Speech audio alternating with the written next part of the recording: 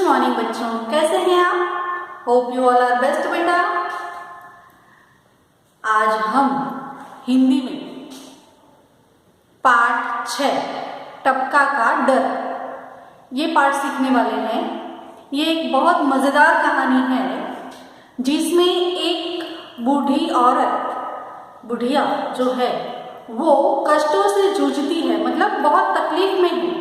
वो जंगल में एक झोपड़ी बनाकर रहती है और उसका जो झोपड़ा है उसकी छत बारिश के कारण टपकती है और इस कारण बुढ़िया बहुत परेशान है। उसी दौरान वहाँ पर एक शेर आता है और बुढ़िया की बातें सुनकर शेर भाग जाता है। तो ये कहानी क्या है, आज हम ये सुनने वाले हैं, सीखने वाले हैं, पढ़ने वाले हैं। तो बच्चों, ये कहानी मैं आपको शॉर्ट में बता दूं। एक बुढ़िया थी, वो जंगल में झोपड़ी बांध कर रह रही थी। अब झोपड़ी तो हम जानते हैं कच्चे मकान जैसी होती है। कभी कभी तो बांस के खंभों से भी बनाई जाती है, कभी कभी मिट्टी और जो गोबर होता है उससे भी बनाई जाती है।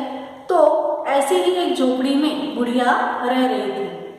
उसका जो छप्पर था, छत थी, वो भी कच्ची ही थी। तो उन दिनों बारिश का मौसम था। बारिश के मौसम में बहुत ज़ोरों से बारिश पड़ रही थी। अब बारिश पड़ रही थी तो इस दौरान क्या हुआ कि भाई बारिश होगा तो क्या होता है, सब कुछ भीग जाता है। घर, मकान, बिल्डिंगें, है ना, खेत खलिहान, जो रास्ते में गाड़ियाँ खड़ी होती है वो, पेड़ पौधे, सब कुछ चारों तरफ पानी ही पानी हो जाता है। तो इस तरह बारिश का मौसम था और उस दौरान ठंडी के कारण ओले पड़ने लगे, मतलब बर्फ की बारिश होने लगी।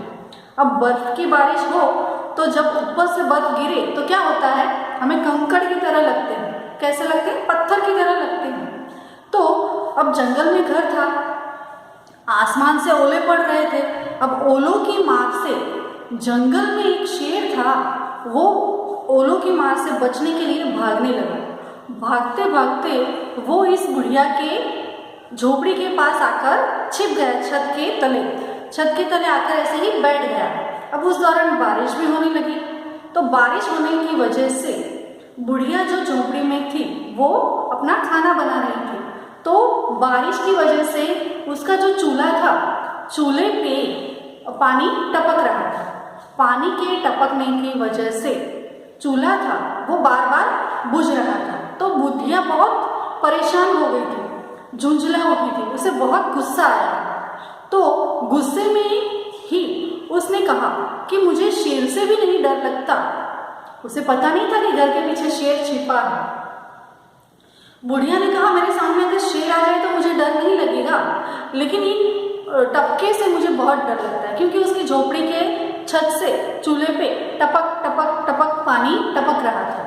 तो बुढ़िया बोल रही थी कि मुझे शेर से ज़्यादा इस टपका का डर है, मुझे शेर से ज़्यादा इस टपका का डर है। अब ये जो बातें थी ये शेर सुन रहा था। शेर ने सोचा, टपका शायद मुझसे भी बड़ा जानवर होगा, मुझसे भी बड़ा शक्तिशाली होगा। तो ये सुनकर शेर तो बहुत घबरा गया और घबराकर ऐसी दौड़ लगाई कि भाई उसने पीछे तो मुड़कर देखा भी नहीं। और इस तरह टपका के डर से खुद शेर भी भाग गया। औंधे मुंह, पूंछ दबाकर, ऐसे बोलते हैं कि सिर पर पांव रखकर, मतलब पीछे देखना ही नहीं है, बस भागना ही है।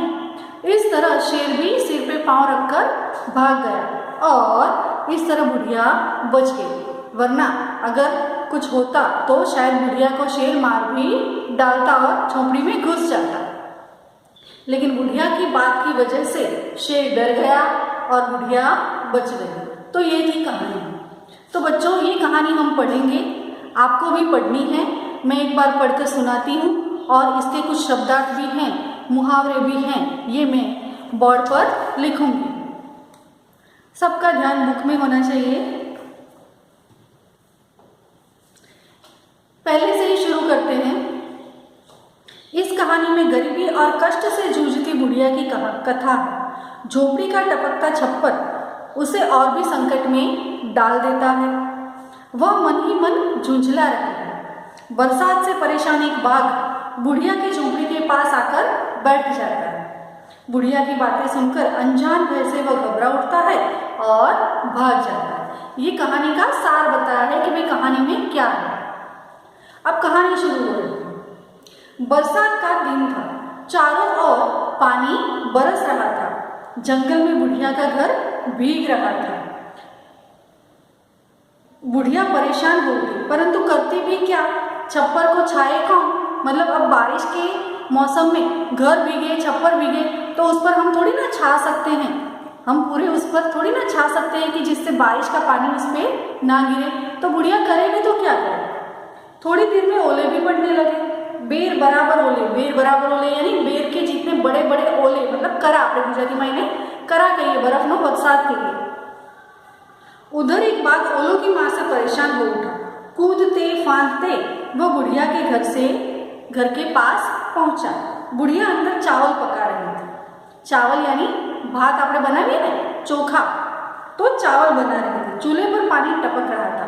टप टप वह झुंझला उठी और बोली, मुझे टपका से इतना डर लगता है जितना भाग से भी नहीं। बाघ ने सोचा, बुढ़िया मुझसे तो नहीं डरती, मगर टपका से डरती है। जरूर टपका मुझसे भी बड़ा जानवर होगा। बस इतना सोचते ही बाघ घबराया और सिर पर पैर रखकर भाग गया। इस तरह बाघ अनजान डर से बिना सोचे समझे सिर पर पैर रखकर भाग गया। तो ये थी कहानी। इसके कुछ शब्दार्थ और मुहावरे भी यहाँ दिए हैं, मैं आपको बोर्ड पर लिखकर दे देती हूँ, आपको मेरे साथ लिखने हैं।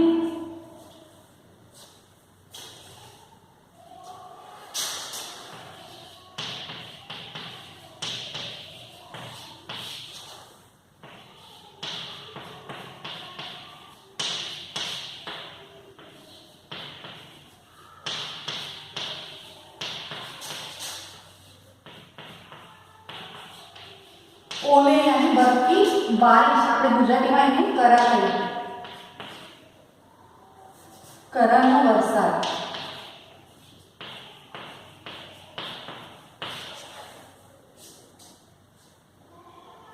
बेर, बेर बराबर એટલે બોર જેવા।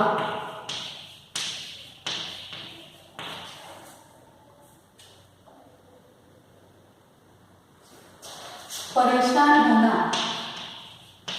परेशान यानी हैरान हो जाना।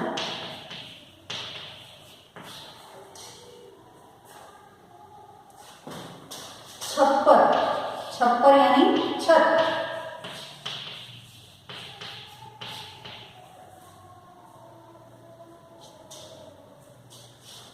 चावल, चावल यानी આપણે ભાત, ચોખા।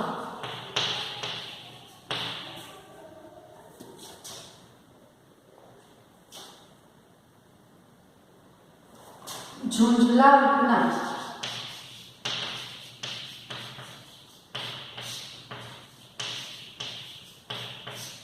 झुंझला उठना यानी क्रोधित होना। क्या होना? क्रोधित होना, बहुत गुस्सा आना।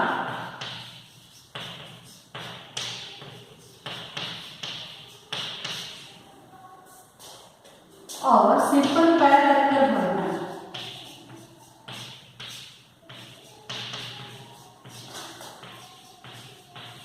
सिर पर पैर रखकर भागना मतलब डर कर भागना, तेज गति से भागना, डर कर तेज गति से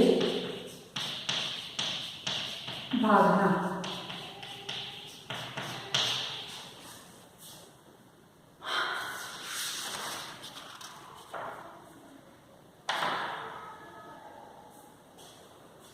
समझ में आ गया? तो ये थे शब्दार्थ, ये भी आपको लिखने हैं।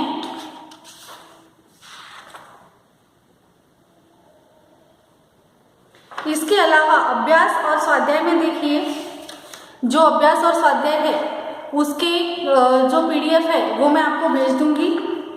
प्रश्न 4 में देखिए, दिए गए चित्रों के अनुसार कहानी लिखनी है। ये कहानी भी हम जानते हैं, है ना। उसमें क्या था, एक शेर था, पेड़ के नीचे सोता था। पेड़ के जो जमीन थी पेड़ के पास, वहाँ एक बिल था, बिल में चूहे रहते थे। शेर रोज दोपहर में जब सोता तो क्या होता, चूहे बाहर से बिल से बाहर निकलकर शेर के शरीर पर खेलते। और एक दिन क्या होता है, शेर अचानक से जग जाता है और चूहे डरकर भाग जाते हैं, लेकिन एक चूहा पकड़ा जाता है और उस चूहे को शेर जीवन दान देता है, क्योंकि चूहा ये कहता है कि भाई मैं कभी ना कभी आपके किसी न किसी काम में आऊँगा, आप मुझे माफ़ कर दीजिए, मैं दोबारा ये मस्ती नहीं करूँगा।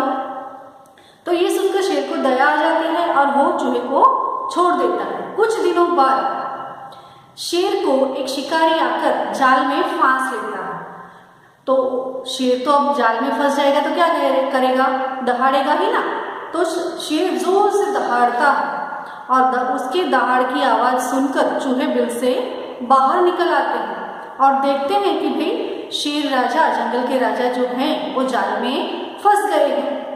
तो चूहे ने कहा कि महाराज आप बिल्कुल भी चिंता ना करें, मैं आपको कुछ ही देर में मुक्त कर दूंगा। और तुरंत ही वह चूहा अपने दोस्तों को लाकर वो जो जाल थी उसे काट देता है और शेर को जाल से मुक्त कर देता है। तो हमें इस कहानी से क्या सीख मिलती है कि भाई हमें कभी भी छोटों को छोटा नहीं समझना चाहिए, कभी भी उनको अंडर एस्टिमेट नहीं करना चाहिए, क्योंकि छोटे से छोटी चीज़ भी हमारे किसी न किसी काम में आती है। तो दोस्तों ये कहानी भी आपको खुद लिखनी है।